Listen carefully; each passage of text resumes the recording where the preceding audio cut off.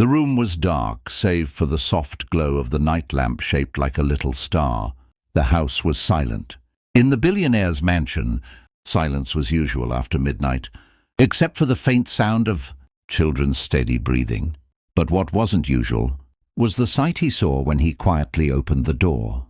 The billionaire paused, his brow furrowed. His sharp eyes, accustomed to spotting flaws in contracts, errors in numbers, dishonesty in deals, landed on something he couldn't quite understand. On the carpet beside his children's beds lay the maid, curled on the floor, her worn uniform still on, her head resting against the edge of the mattress, and her arms stretched out protectively toward the little girl sleeping above her. For a long moment he simply stood frozen, gripping the doorframe. His lips parted, but no words came. He had hired her a few months back, mostly unnoticed in the grandeur of the mansion. Another pair of hands among the staff. But here she was, not resting in her quarters, not off duty, but lying beside his children as though guarding them. Inside the room the little boy stirred, his tiny hand slipping over the edge of the bed until it touched the maid's fingers. Even in her sleep she shifted slightly, adjusting herself so that his hand remained in hers. The billionaire's chest tightened. He almost stepped forward but hesitated. Why? Why would she be here like this? A soft sound escaped his throat, unplanned. Why? The maid stirred. Her eyes blinked open, tired eyes, but soft, gentle, filled with a quiet strength. When she saw him standing there, she immediately pushed herself up, her face flooding with embarrassment. "Sir, I'm so sorry," she whispered, her voice trembling. "I didn't mean to—" He held up his hand, silencing her. His eyes narrowed, but not in anger, in confusion, in disbelief. "Why are you here? Why aren't you in your room?" Her lips trembled. She looked down at her hands, twisting her apron nervously. She didn't answer immediately. Instead, her gaze flicked toward the children, sleeping peacefully, their tiny chests rising and falling.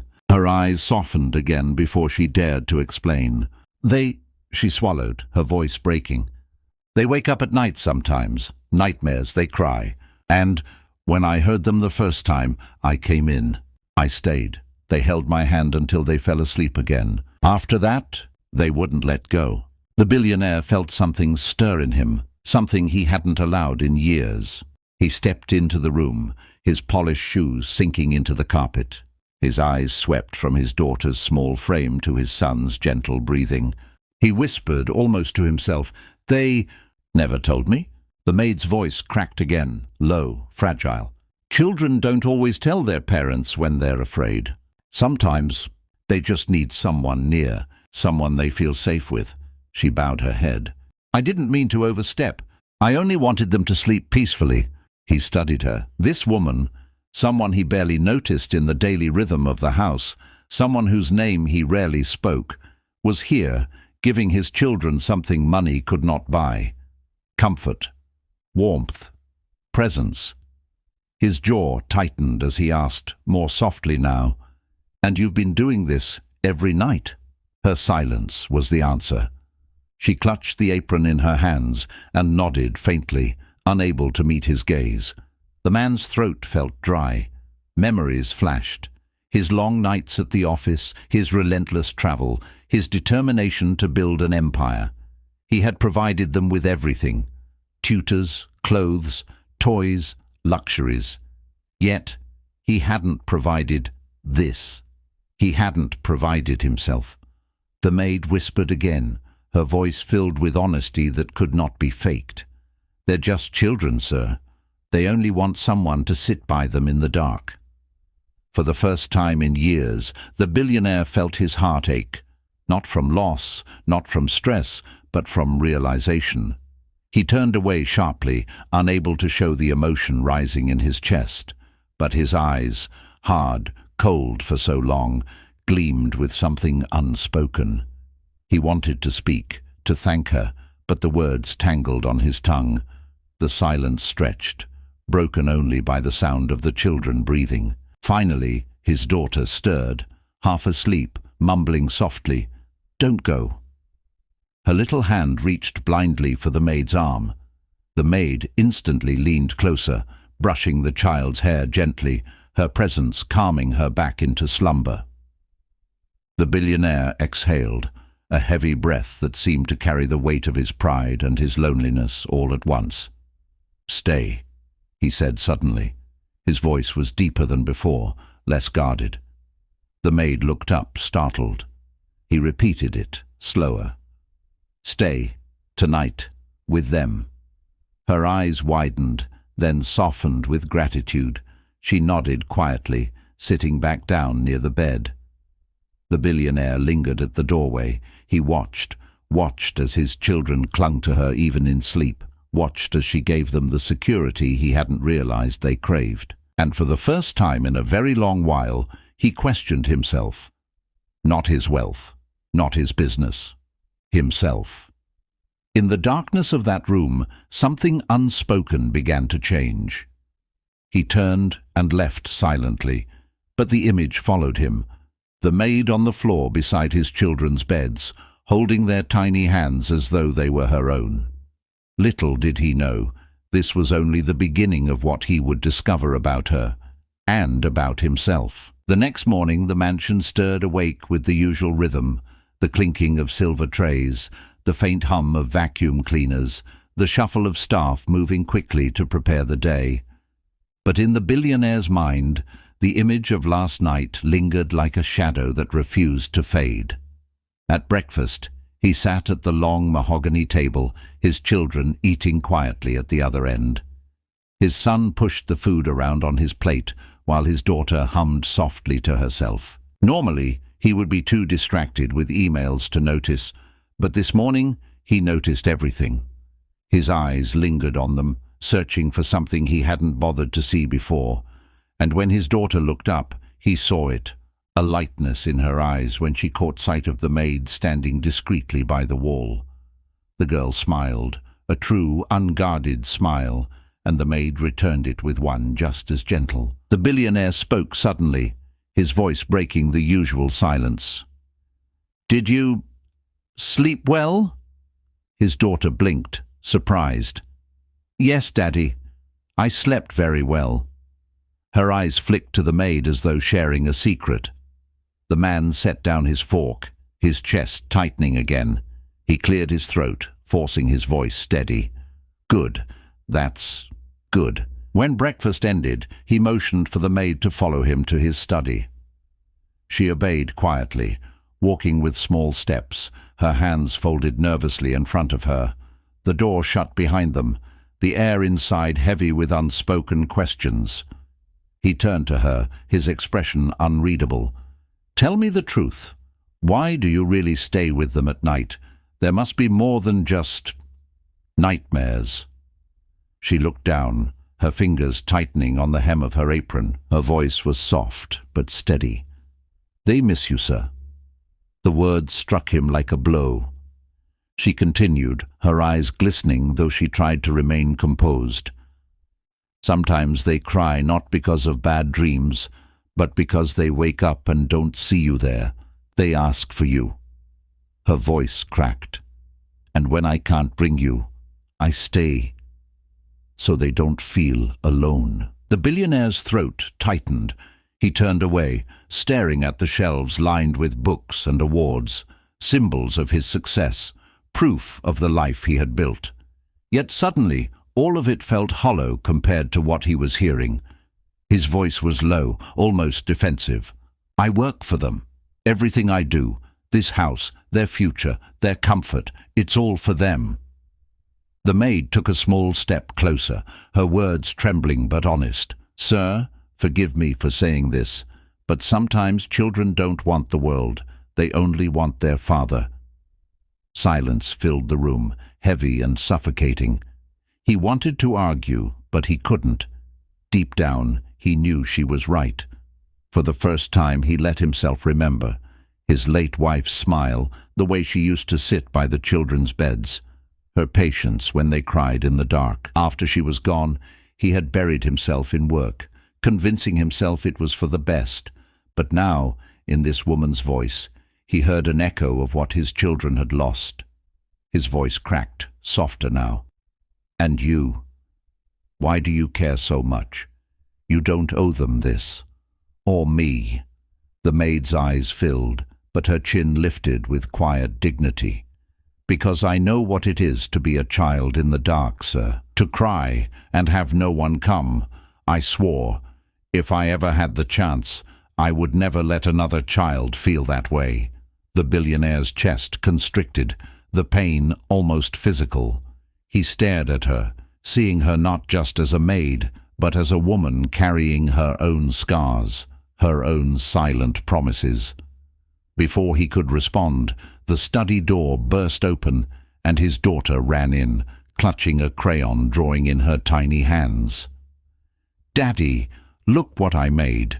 She climbed into his lap without hesitation, her small arms wrapping around his neck. He froze, startled by the sudden affection, but then slowly, almost awkwardly, placed a hand on her back. His daughter giggled, holding up the drawing. It was of her, her brother, and the maid. 3 figures holding hands beneath a bright sun. His eyes stung. He couldn't remember the last time she had drawn him. The maid quietly stepped back, giving them space, but the billionaire's gaze flicked to her. His voice was rough, but there was a new gentleness beneath it. "Stay, please." She hesitated, then nodded softly, remaining in the room. The rest of the day unfolded differently. The billionaire found himself watching, observing things he had ignored for years. The way his children's laughter grew louder when the maid joined their games. The way she listened to them with patience when they rambled about the smallest things.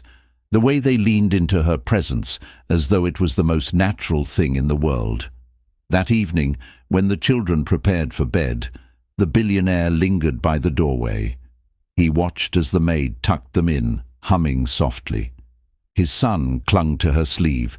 His daughter whispered, "Will you stay tonight too?" The maid looked uncertain, glancing toward the man standing at the door.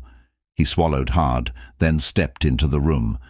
His voice was quiet, almost hesitant. "Maybe tonight I can stay too."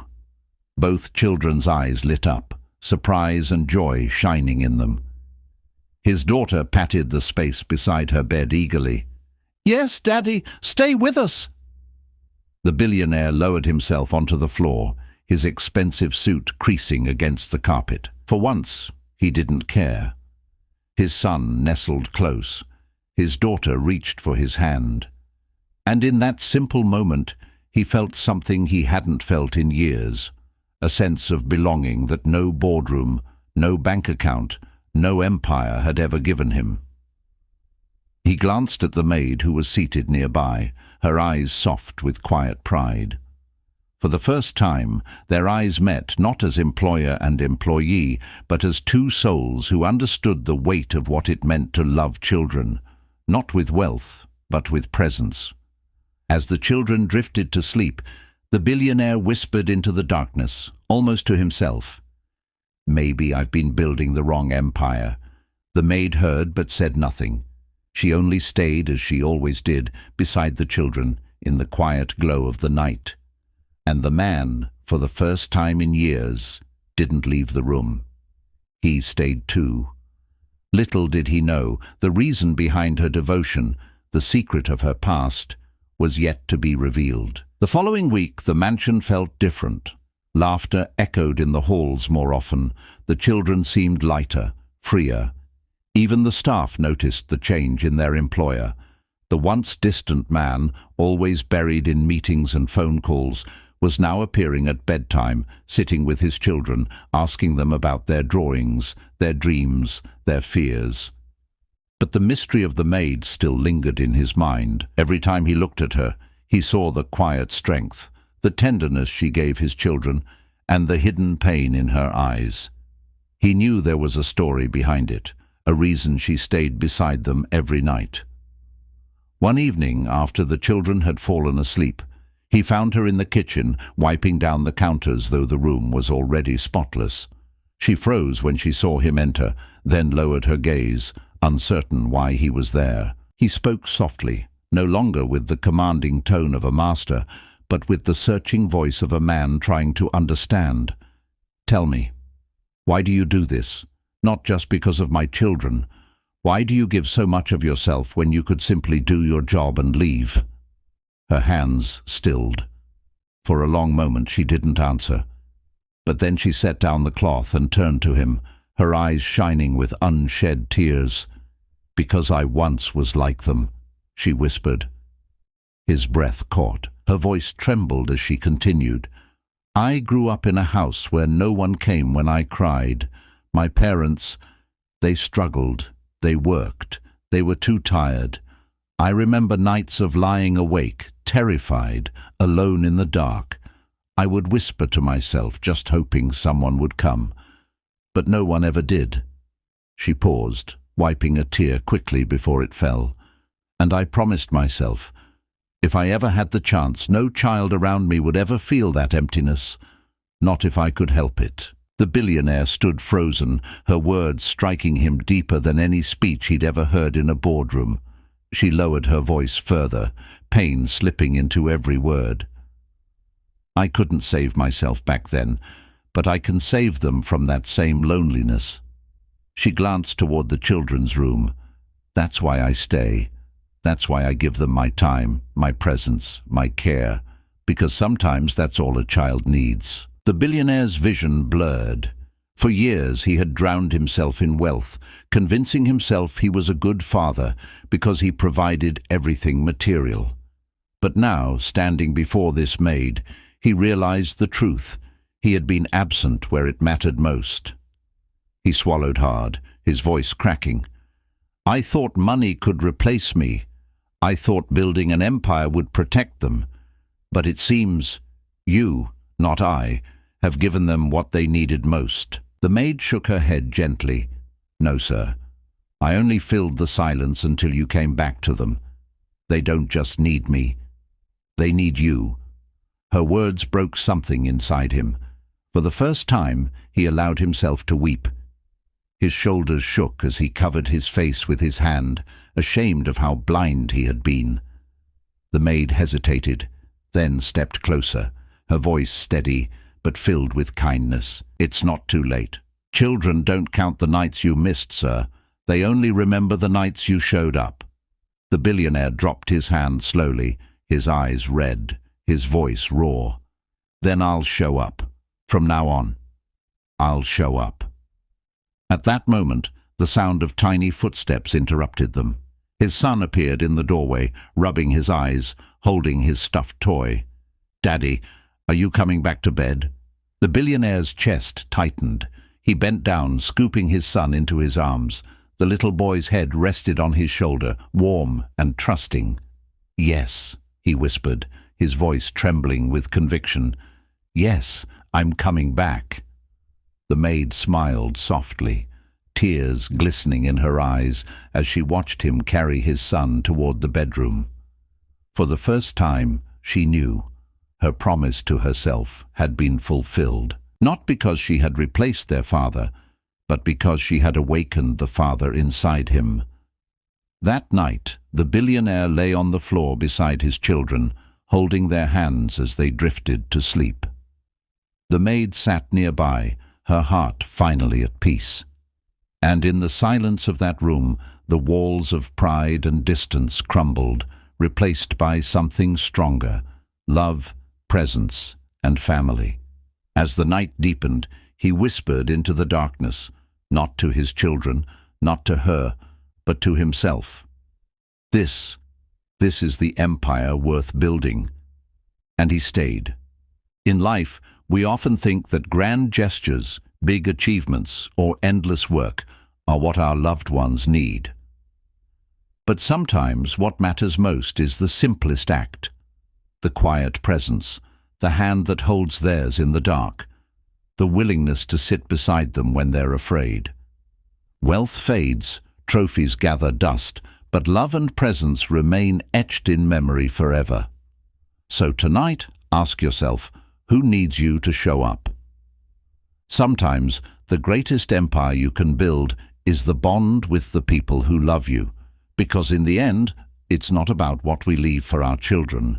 It's about what we leave in them. If you felt moved by this story, don't forget to subscribe to our channel, Black Saga.